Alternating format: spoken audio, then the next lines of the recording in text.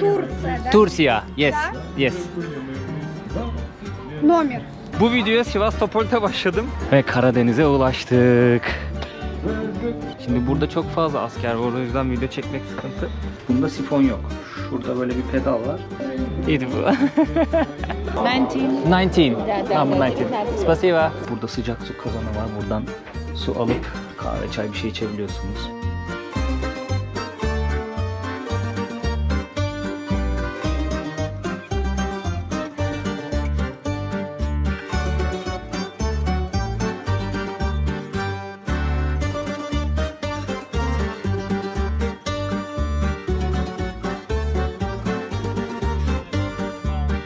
Big Mountain. Black Sea, Karadeniz. Good. Arkadaşlar selamlar. Biraz önce Sivastopol'e ulaştım. Burayı gezip göstermek istiyorum sizlere. Çok fazla vaktim yok. Maalesef bazı aksaklıklar oldu. Sivastopol'e çok fazla vakit ayıramayacağımı anladım. Ama yine de gelip göstermek istedim sizlere. Bir de ben de görmek istedim ayrılmadan önce. Şu an Kırım'dayım. Kırım Cumhuriyeti'ndeyim. Rus vizem dolmak üzere, yani Rusya vizem dolmak üzere, o yüzden birazcık hızlı adımlarla ilerliyorum son günlerde. Aslında buraya hiç uğrayamayacaktım ama böyle birkaç saatlik vakit ayırabileceğimi gördüm. O birkaç saatlik vaktin çok büyük bir kısmı tabii ki yolda geçecek ama bir saatte olsa şehri ziyaret etmek istedim. Hemen yukarıda bir tane kilise var. Birazdan Karadeniz manzarasını göreceğimizi umut ediyorum.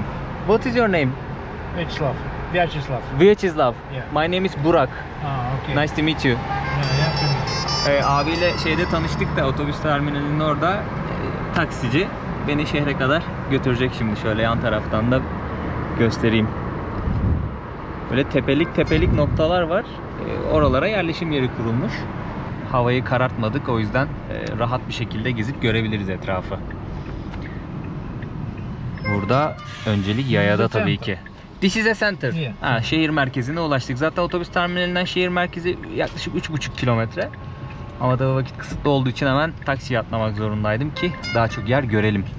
Yine yemyeşil bir şehre geldik vallahi, her yerimiz ağaçlarla çevrili. How many people in Sivastopol? Maybe 1 million. 1 million? Yeah, maybe. Maybe. Because on the statistic, 80,000, and if you write 1 million minimum. Okay. Şeyi sordum da abi, buranın popülasyonu, nüfusu kaçtır diye. 800 bin 1 milyon arası diyor. Ben de internette 500 küsür bin olarak okumuştum. O civarlardadır diye düşünüyorum. До свидания. Primorsky Boulevard is here. Here. And you like a video is here. Okay. Спасибо. After go left. Okay. Спасибо. Abi beni hızlıca merkezin olduğu yere getirdi şimdi. Şehrin merkezine geldik şimdi. Burada manzara izleme noktası gibi bir yer var. Şöyle kapımızdan geçelim ve Karadeniz'e ulaştık. Evet dostlar, Kuzey Kafkasya seyahatimde Karadeniz'e kadar ulaşmış bulunuyoruz. Karşıda liman var. Hemen sağ çaprazımızda kaldı. Tarih boyunca burası için mücadele verildi. Şu an Rusya ve Ukrayna arasındaki mücadelede zamanında hani Kırım olayları oldu ya, 2014'te referandum oldu. Rusya'ya bağlandı bu topraklar. Aslında Karadeniz'e hakim olma çabasıydı. Çünkü Kırım'a hakim olan Karadeniz'e hakim olur gibi bir mantık güdülüyor. Sağ tarafta Rus donanması var, o yüzden o tarafı göstermeyeceğim. Şöyle Karadeniz'in diğer tarafını göstereyim sizlere dostlar. Hemen karşı taraf Karadeniz'e açılan kapı dostlar. Bazı noktalarda Rus donanmasının gemileri var, o yüzden rahat çekim yapamıyorum. Yani yanlış anlaşılsın istemem. O yüzden öteki tarafta rahat çekim yapamadım. Bu kısma geldim. Şu an Karadeniz'de bir gün batımına şahit oluyoruz sayılır. Yani daha henüz batmadı ama akşam üzeri Karadeniz'i izliyoruz. Bir tane anıt dikmişler denizin ortasına. Gayet güzel gözüküyor bu arada. İnsanlar manzarayı izliyorlar. Arkada bir tane arkadaş müzik yapıyor. Güzel, huzurlu, tatlı bir müzik. Şimdi burada çok fazla asker var, o yüzden video çekmek sıkıntı. Biliyorsunuz Rusya Ukrayna arasındaki savaş. Evet, yes. А вы из какой? Yes, you want to talk? Какая страна, да? Burak Durgun. My name is Burak Durgun. You can check on YouTube. Турция, да? Turcia. Yes. Да? Yes. Я удивлена. Запишите, да. Номер. Любой. You have a note? Все, спасибо. Пожалуйста. Реально You from приятно. here? Here, Sevastopol? Конечно. Да, Beautiful? Beautiful. Ciao. До свидания. До свидания. YouTube kanalımı istedi de yazdım. Belki kendisini görünce sevinir. Ama çok İngilizce bilmediği için tabii ki de insanlar, bende Rusça yok, onlarda Türkçe yoksa İngilizceye düşüyoruz. İngilizce'de yoksa çok fazla konuşmak istemiyorlar yani. Bazı insanlar bayağı sıcakkanlı, böyle şey yapıyor kameraya. Hoşgörüyle yaklaşıyor ama muhabbet ilerlemiyor dil tutmadığı için. Ne diyordum? Rusya-Ukrayna arasındaki savaştan dolayı çok fazla şey var burada, asker var. Özellikle Simferopol'de bayağı asker vardı. Onun sebebi de oraya tedavi olmaya geliyorlarmış. Yani cephede yaralanıyor, dönüyor, tedavi oluyor. Daha sonrasındaki süreci bilmiyorum. Otellerin dolu olmasının sebebi de oymuş mesela orada. Burada da donanma var. Gelip teslim oluyorlardır belki birliklerine. Böyle bir süreç maalesef. Üzücü yani, yıllardır süren savaş hem Orta Doğu'da hem Karadeniz'de, dünyanın her yerinde savaşlar bitmiyor maalesef. Ütopyamız istiyor ki barış içinde yaşayalım ama gerçek dünya öyle değil. Güzel bir park, tatlı bir park. Şehrin içerisinde devasa bir alan gözüküyordu, böyle park, koca bir park gözüküyordu tam merkezde. Onun başındayız şu an. İleriden bir yerden bir park ve meydan karışımı bir yere bağlanmamız lazım. Asıl gezilecek yerler oradaymış. Oraya doğru yürüyorum şimdi. Burası aşağı yukarı 500.000 nüfusa sahip bir şehir. Taksici abiye sordum, böyle 1 milyon falan dedi, 800 bin dedi sonra. O da çok emin değil ama kalabalık bir şehir. Zaten Kırım'ın en kalabalık şehrindeyiz şu an, en büyük şehrindeyiz. Tabi burası Karadeniz'e kıyısı olması sebebiyle bence daha böyle bir hoştur, burada yaşaması daha güzeldir. Deniz olan yerde yaşamak her zaman iyidir ya. Ya deniz olacak ya bir göl olacak, dağ olacak. Gözün gönlün açılacak yani manzarayı izlediğinde. Deniz havasını almak ayrı bir şey oluyor, keyif oluyor. Kafan atıyor, gidiyorsun, oturuyorsun sahil kenarına. Çayını kahveni içiyorsun. Dileyen birasını yudumluyor böyle. Kafa dağıtıyorsun, iyi oluyor. Sevastopol 1475'ten 1781'e kadar Kırım Hanlığı'nın kontrolünde kaldı. Hatırlayacaksınız, Küçük Kaynarca Anlaşması'yla Osmanlı-Rusya arasında bir anlaşma oluyordu. Kırım Hanlığı'na bağımsızlık verdirtmişti Rusya. Bunun sebebi de burayı daha rahat kontrol altına alabilmekti. Ve onu da başarmıştı. 1781'de buranın kontrolünü Kırım'dan almış. Önemli bir yer burası dediğim gibi. Rusya'nın sıcak denizlere inme politikasındaki en önemli noktalardan biri diyebiliriz. Çünkü Karadeniz'i önce kontrol edecek. Daha sonrasında sıcak denizlere doğru, Akdeniz'e doğru gitmeye çalışacak. Yani hep tarih derslerinde bunu gördük aslında. Kuzey Kafkasya'daki kurmak istediği o hükümdarlığın sebebi de tamamen burayı kontrol altına alayım. Kendi imparatorluğum için böyle bir ön cephe oluşturayım ve sıcak denizlere adım adım ilerleyeyim. Bundan öncesinde yani tarihe baktığımızda 5. yüzyıla kadar uzanıyor buranın tarihi. Yani benim bulduğum oydu. Çok detaya girmeden Yunanlılar zamanında gelmiş Sevastopol'de yaşamışlar. Bunun dışında Romalılar, Bizanslar, dediğim gibi Kırım, Rus İmparatorluğu derken şu an Rusya'nın bir parçası. Sanırım o biraz önce bahsettiğim büyük alan, meydan, park dedim ya. Orayı bitirmiş olabiliriz. Haritada çok büyük gözüküyordu. Kendisi o kadar büyük değilmiş galiba. Yani büyük de daha büyük bekliyordum açıkçası ben. Biraz da caddelere dolaşalım o zaman.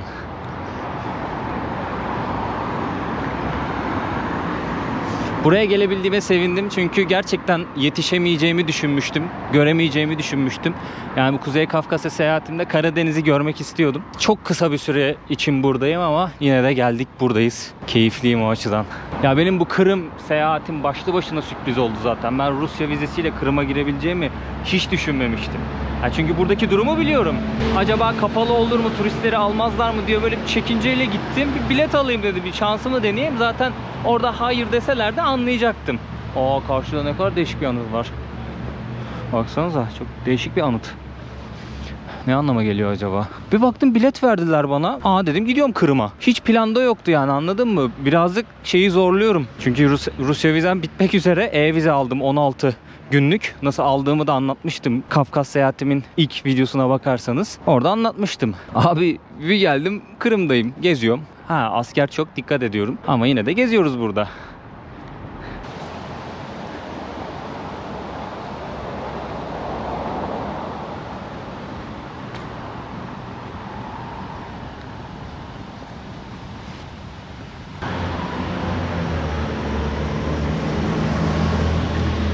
Size bahsettiğim park buydu. Denizin ortasındaki şeyi hatırlıyorsunuz. Anıtı.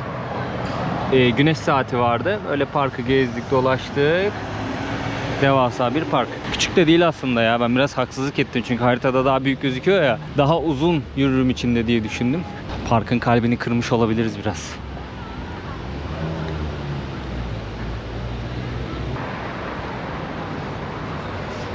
Yayaların önceliği var. Güzel bir restoranın önünde duruyorum şu an. Fiyatlara bakmak istedim. Şöyle yemeklerin fotoğraflarını da görüyoruz. Mesela böyle bir sandviç var. 4.8 dolar, 480 ruble. Burada 5.5 dolara sandviçler var. Şöyle bir tabak yaklaşık 6 dolar. Böyle bir sandviç 3.8 dolar. Deniz mahsullü bir böyle sandviç tarzı bir şey. Waffle'dan yapıyorlar bu arada. 6.5 dolar. Yani tatlıyla şeyi karıştırmış gibi. Bakayım normal yemek var mı? Yok. Şöyle sosisli yumurtalı bir tabak var. 5 dolar. Ama güzel bir restoran burası. Biraz garip yiyecekler vardı ama ilgilenen için fiyatları göstermiş olayım. Ben normal böyle yemek bir şey zannettim de biraz farklı stilmiş.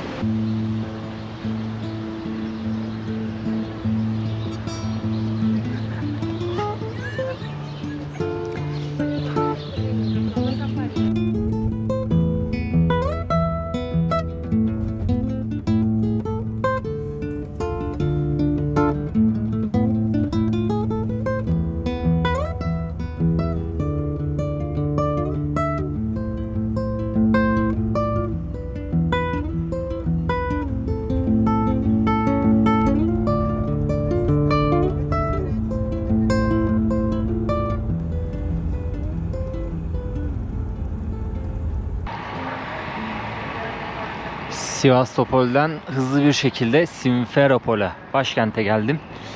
Buradan trenle artık yolculuğumuz Gürcistan sınırına kadar gidecek diye umuyorum.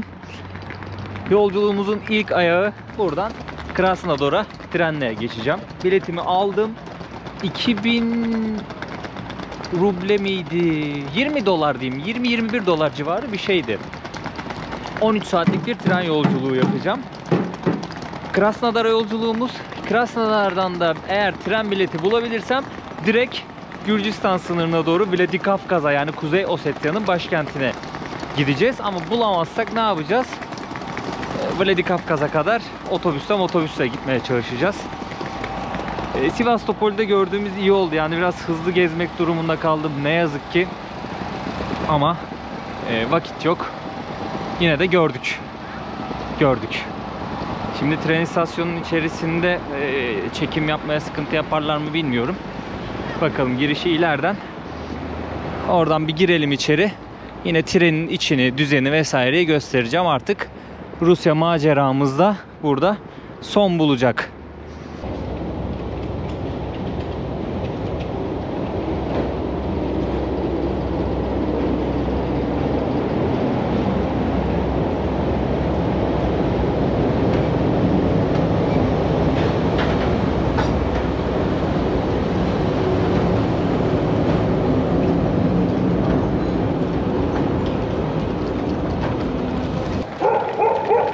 Trenimiz geldi. 7. vagon benim vagonum.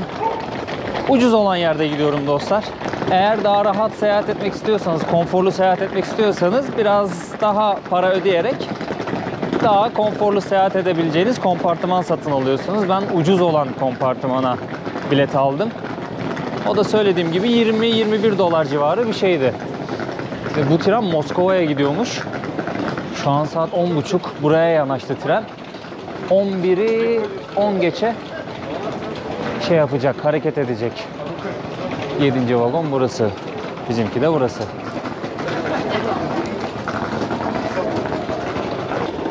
Italiano?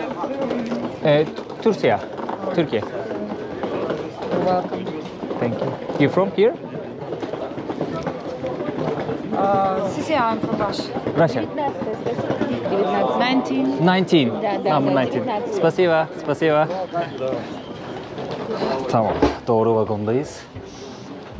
19 numaralı yatak benim. Burada sıcak su haznesi var. Şöyle göstereyim hemen. Buradan sıcak su alabiliyorsunuz. Buradan böyle bisküvi bir şeyler alabiliyorsunuz. Ama uzun yolculuk yapacaksanız yanınızda yiyecek içecek bir şey getirmenizi tavsiye ederim. Ama gece yolculuk yapacağım ben, o yüzden sadece su ve birkaç atıştırmalık aldım. 19 aşağısı. Güzel. Здравствуйте.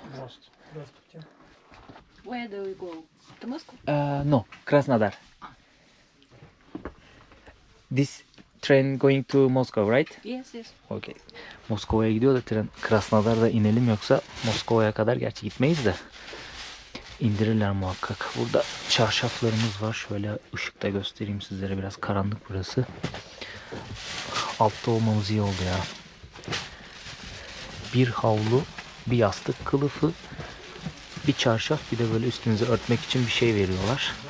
Hepsi tertemiz. Şöyle yastığımız da var. Hatta battaniyemiz de var. Güzel, çünkü soğuk olabiliyor.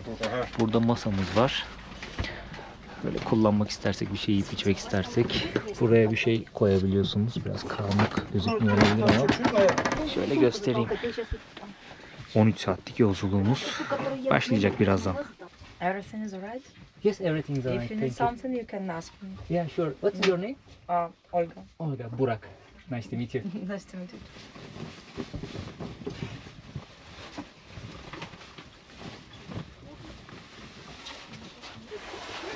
Yatağımı hazırladım, şimdi şöyle göstereyim dostlar. Aşağıda bir de yer var şurada. Buraya da çantamızı koyuyoruz. Hızlıca sizlere tuvaleti de göstereyim dostlar. Buranın tuvaleti biraz daha derli toplu, bir önceki tren yolculuğumuza nazaran. Ama burada da pencere yok. Burası çöp tuvalet. Tuvalet kağıdı var. Eğer oturmak istiyorsanız burada temiz kağıtlar var. Burada havlu kağıtlar, elinizi yıkadığınızda kullanabilmeniz için. Bu su içilmiyor. Uyarı koymuşlar. Eğer pis koktuğunu düşünüyorsanız sprey koymuşlar. Aha, bu da lavabomuz. Burada da aynamız var.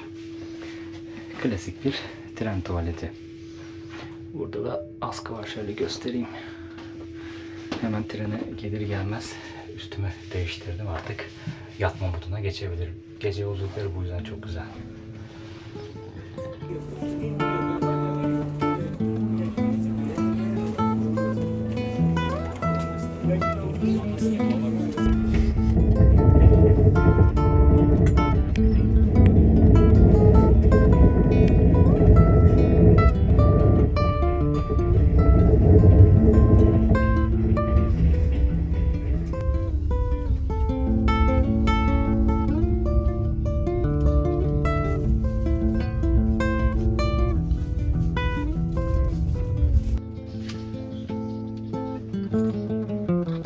I'm so nice to meet you. Yeah.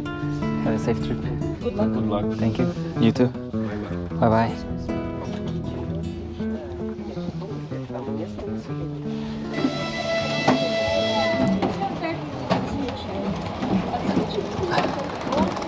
Haydi bakalım. Çıkış nereden? Buradan.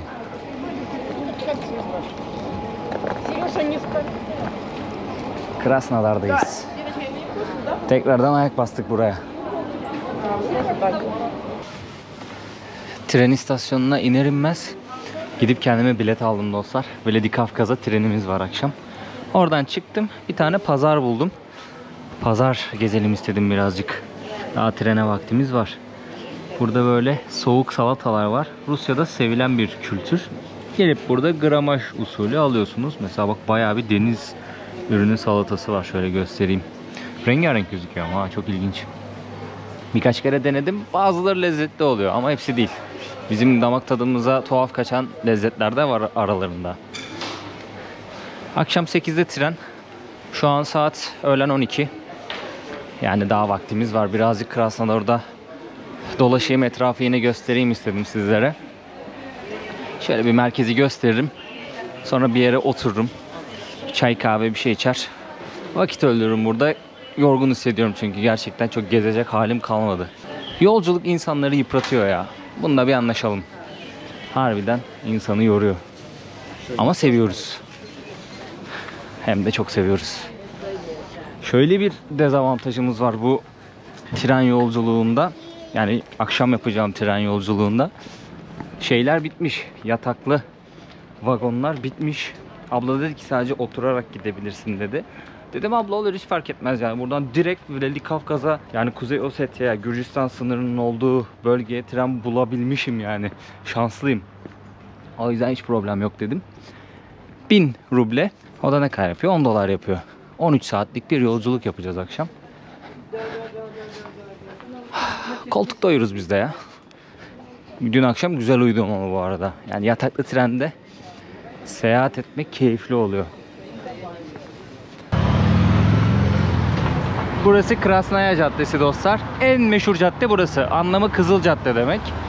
Bütün restoranlar, kafeler, barlar, publar burada. Gelip burada takılabilirsiniz. Yani yolunuz Krasnodar'a düşerse.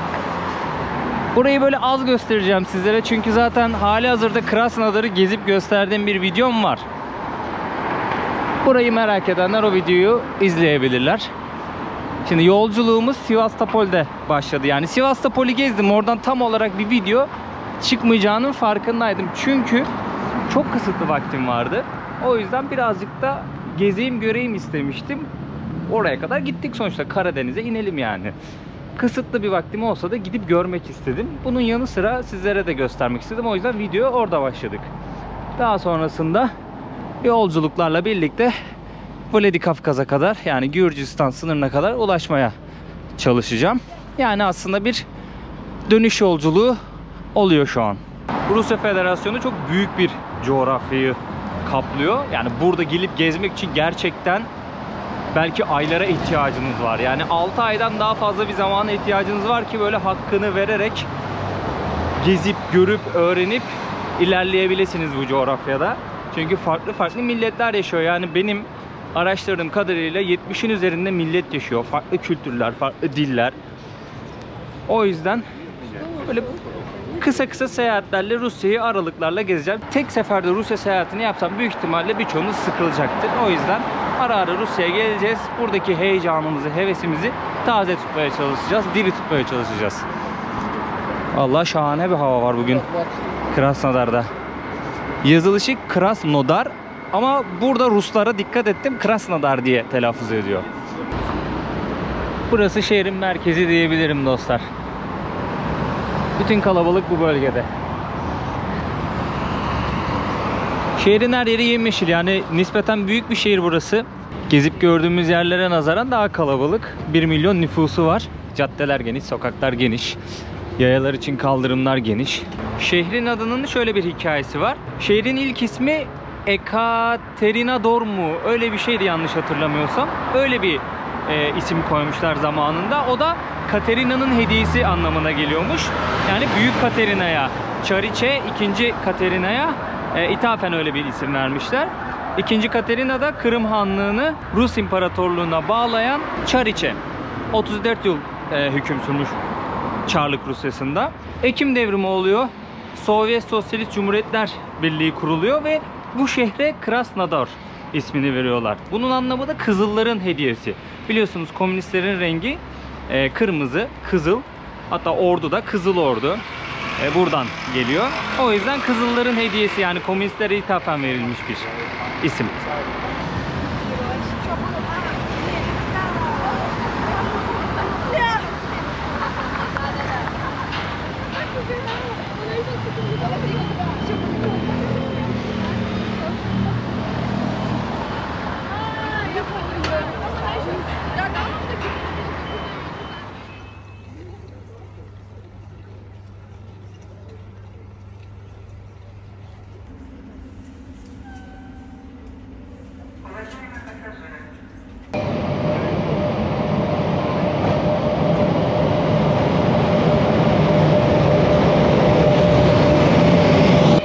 Bizim vagon burası. 9 numaralı vagon. Birazdan göreceğiz. Burası yataklı değil, koltuklu. O yüzden bayağı bir kalabalık. Здравствуйте. Здравствуйте.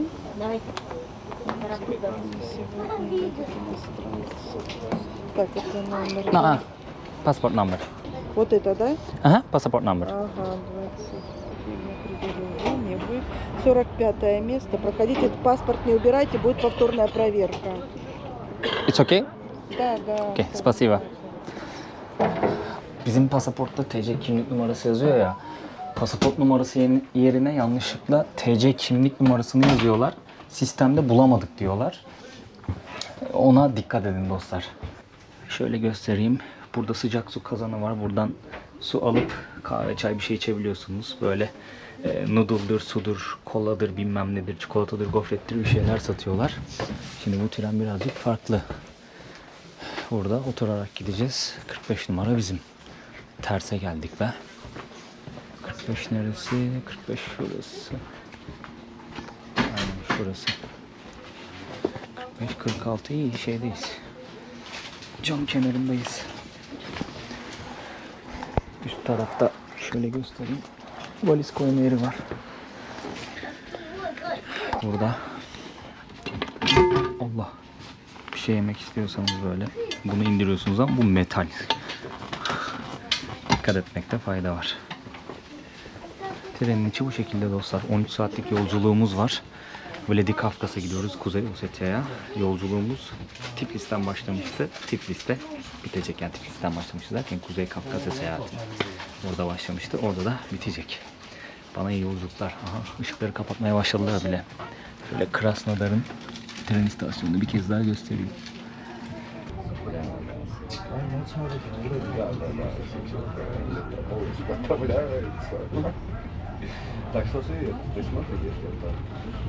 Tren yolculuğu yapıyorsak adettendir tuvaleti de gösterelim dostlar.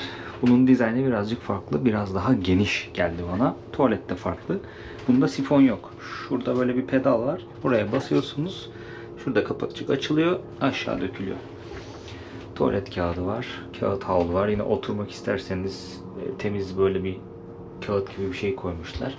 Çöp atmayınız diyor, ayakla basmayınız diyor. Burada da pencere var ama bayağı bir kötü kokuyor bu.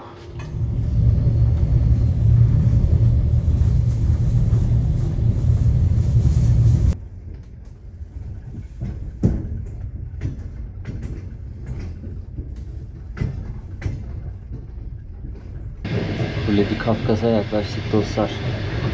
Önümüzde bir mısır tarlası var. Devasa bir mısır tarlası. Hemen sol çaprazda yüksek zirveli dağları görüyoruz. Karlı zirveli dağları görüyoruz. Çok güzel gözüküyor yalnız ha. Kuvvetle muhtemel Kazbegi tarafıdır. Gürcistan tarafıdır orası. Yalnız trende oturarak yolculuk yapmak tahmin ettiğimden daha az konforluymuş. Yani otobüste oturarak gittiğiniz zaman biraz böyle koltuğu yatırıyorsun. Koltuğun yumuşaklığı ve otobüsün sallanmayışı rahat oluyormuş, yani uyutuyormuş insanı. O tren bir sallanıyor, koltuklar zaten böyle hafif sertimsi. O kadar da konforlu değilmiş trende oturarak gitmek. Yatarak gitmek güzel oluyor ama insan uyuyor. Sallansa da uyuyorsun yani. Beşik gibi oluyor sana. Ama oturduğum zaman çok feci hissediyormuşsun o sallanmayı. Ama yine de bir şekilde uyumaya çalıştım yani. Mecbur, yapacak bir şey yok. 13 saat geçmez çünkü.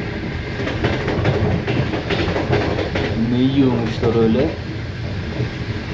Nereye kazdınız da yiyordunuz? Ne yapacaksınız oraya? İnşaat dikecekler herhalde.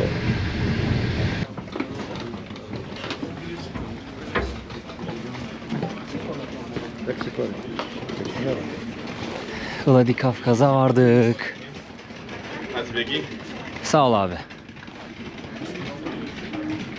Trenden inince taksici abiler karşılayacak sizi dostlar. Buradan Kazbeyne, Tiflis'e araçlar gidiyor. Böyle paylaşımlı taksiler. Oradan buraya 3000 rubleye gelmiştim. Yani Tiflis'ten Vladikavkaz'a 3000 rubleye gelmiştim. Buradan da oraya 3000 rubleye gideceğim. Yani 30 dolar. Fiyatlar bu dostlar, maalesef birazcık pahalı. Ama fiyatlar bu yani bildiğim için direkt biniyorum. Terminale Terminale merminale gidip uğraşmayacağım. Aha o makine sadece. Sumka bagaj sadece. Buraya. Geçtim abi. Bunu da düşün.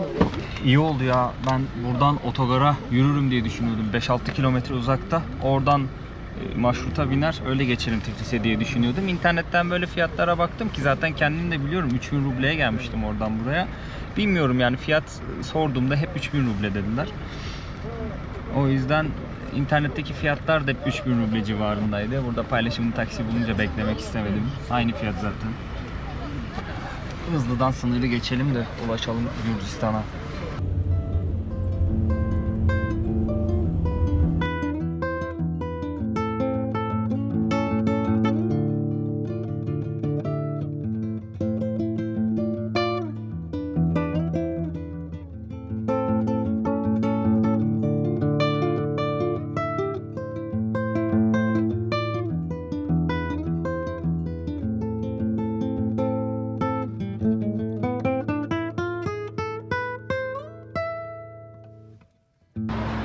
Tiflis'e ulaştık dostlar. Vladikavkaz'a giden araçlar buradan kalkıyor. Burası Didube otobüs terminali olarak geçiyor Tiflis'te. Buradan işte Rusya tarafına, Gürcistan'ın diğer taraflarına, bölgelerine araç bulabilirsiniz. Didube'ye gelmeniz gerekiyor. Yol var ya bitmedi. Zaten sınır da kalabalıktı. Bir de Rusya Gürcistan arasındaki o yol, tırların kullandığı yol. Abi böyle bir kalabalık olamaz ya. Akşam saat 5. 5'e hatta biraz geçiyor. Ama ulaştık sonunda. Bu videoya Sivastopol'te başladım. Tiflis'te bitirdik. Rusya'nın içerisindeki özel bölgeleri gezmek istedim. Sizlere oradaki halkları tanıtmak istedim dostlar. Umarım keyifli bir seri olmuştur. Bilgilendirici, güzel bir seri olmuştur.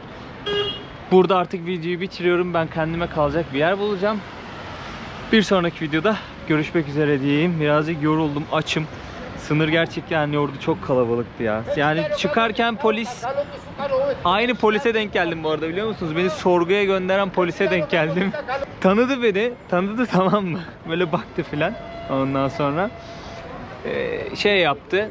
Evraklarımı aldı, işledi bilgisayara, goodbye dedi, verdi, hiçbir şey sormadı. Gürcistan zaten hiçbir şey sormuyor abi, aldı pasaportu, vurdu mührü, geri verdi bana.